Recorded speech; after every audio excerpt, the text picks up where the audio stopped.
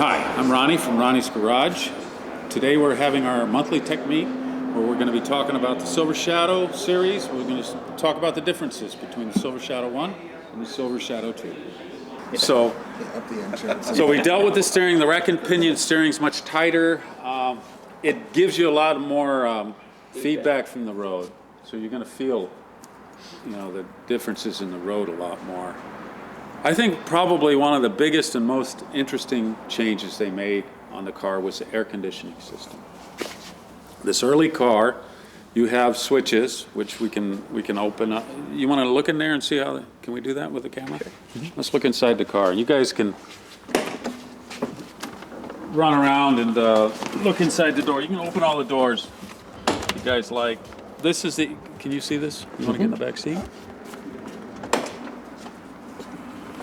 We're good? Yep. All right. Those of you who can't see, here's the air conditioning controls on this car. I don't have any out to show you, but you've got a fan switch. Okay, this just turns the fans on and off, and then different speeds. Then you've got an upper control and a lower control. Now, when you pull each one of these out, they have different detents. We got 3 pullouts. I think both of them have 3 pullouts. That's the volume of air that comes in. So they have a red band, which is heat. So each click you turn on the lower one to the right, the warmer the air will be. Each click you pull out, the more air that will come through. Okay? And the way they do this, and then let's go to this. The left one is the upper. The upper has air conditioning also. The lower does not. It's just heat. So same concept. You got blue on the left, so when you go to the left, each click, it gets colder. It should. And when you go to the right, each click goes warmer. Now, the problem with this manual air, they call it, it's manual, but it's only manually because you have to make all the settings.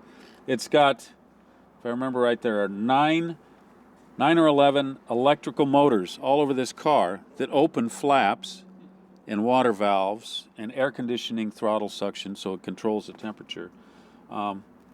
And I'll point out some out under the engine compartment. And a lot of you guys that have these cars, you'll turn on the air conditioning, you hear all these little motors running and all that kind of stuff. It's all these little, they're cute little, they have like clock gears in them. They're so fine.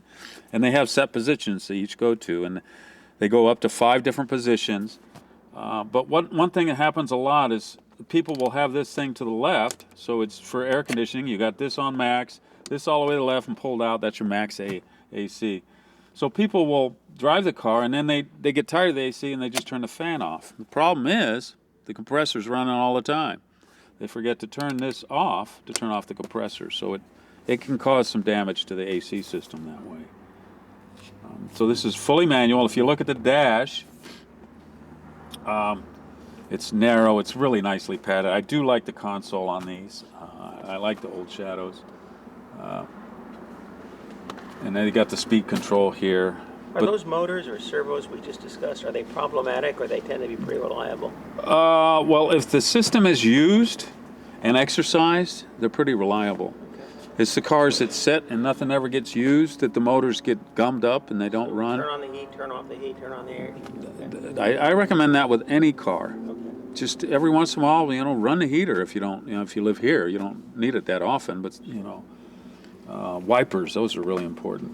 So let's go outside on the engine compartment and I'll show you one of those motors.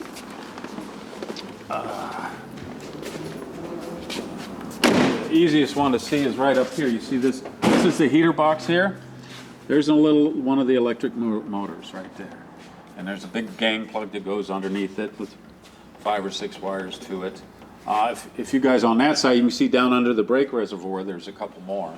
One is for the heater valve, the one at the back. Mm-hmm. You see them? Yeah. And there should be one in front, unless it's been converted, for a suction throttle valve for the air conditioning. There are flaps inside the dash that open flaps this way, that way. These 2 right here are the upper temperature and quantity flaps.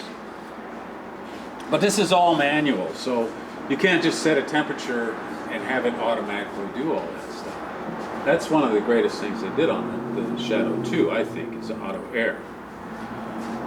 The advantage of this system is you can shut off all the outside air. You can have fresh air if you want only.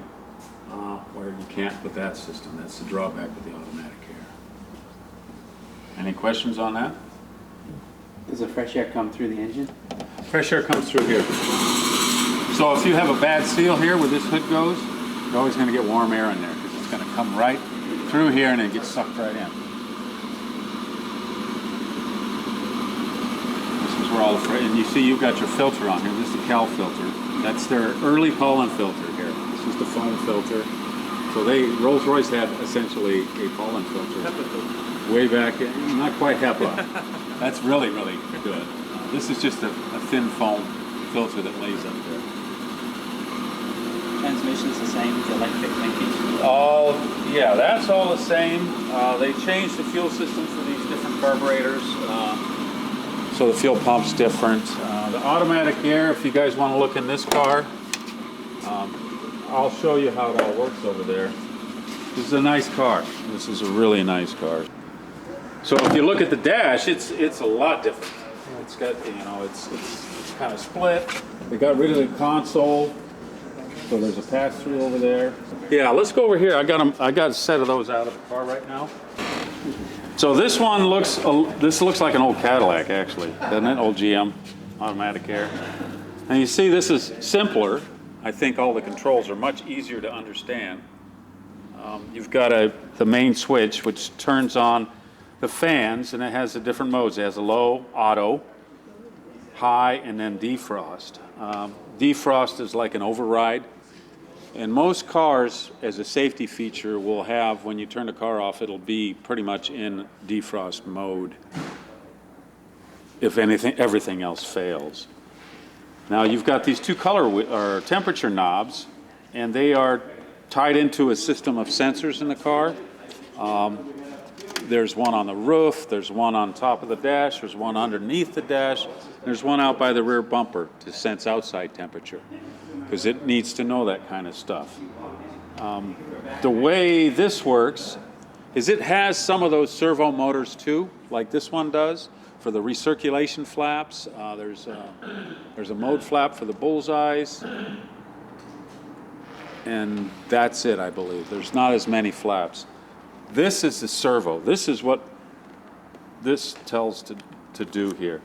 The servo, you've got an upper temperature and lower temperature. And they have see this has a little crank on here with like a cable clamp. This goes out to the heater valve, the lower one. This one just goes up and down. And inside here, these are fun. They have a lot of little micro switches that sense the position. They have some trimming potentiometers down there, so you have to set them up. Automatic, when you go to automatic position, then it controls everything according to where you set these temperature wheels. So what it controls the fans, how much they come, where they come out, and then it also controls the temperature of the air coming out.